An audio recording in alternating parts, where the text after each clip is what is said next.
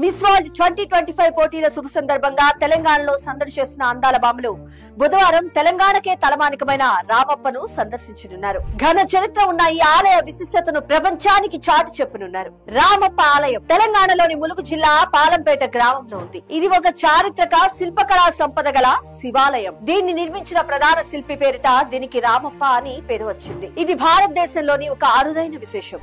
దీనిని రామలింగేశ్వర స్వామి వారి ఆలయం అని కూడా పిలుస్తారు.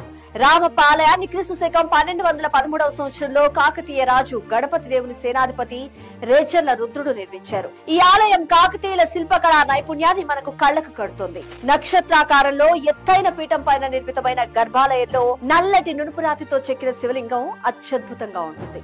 ఆలయ గోపుర నిర్మాణంలో ప్రత్యేకమైన మట్టి, ఏనుగులెత్తే, అడవి మొక్కల జిగురు మొదలైన పదార్థాలతో తయారైన తేలికైన ఇటుకలను ఉపయోగించారు.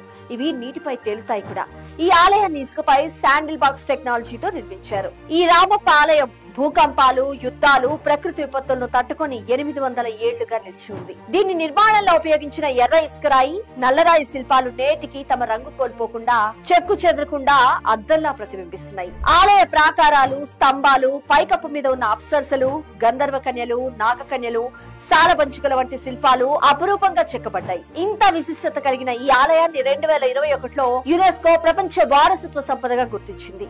పక్కనే ఉన్న రామప్ప చెరువు ఆలయ సౌందర్యాన్ని మరింత ఇనుమడింపజేస్తుంది. కాకతీయుల నీటిపారుదల వ్యవస్థకు ఇది ది బెస్ట్ ఎగ్జాంపుల్ గా నిలుస్తుంది. ప్రపంచ సుందరిమణులు ఈ ఆలయ విశిష్టతను తెలుసుకొని తెలంగాణ టూరిజం గొప్పతనాన్ని ప్రపంచానికి తెలియజేయనున్నారు. ఈ ఆలయం వద్ద తెలంగాణ కాంగ్రెస్ సర్కార్ ఆధ్వర్యంలో చేపట్టనున్న పలు కార్యక్రమాలు, కళాత్మక ప్రదర్శనలు, సాంస్కృతిక ఆతిథ్యం ద్వారా విశ్వవేదికపై తెలంగాణ బ్రాండ్ వెలుగులీరుతున్నది.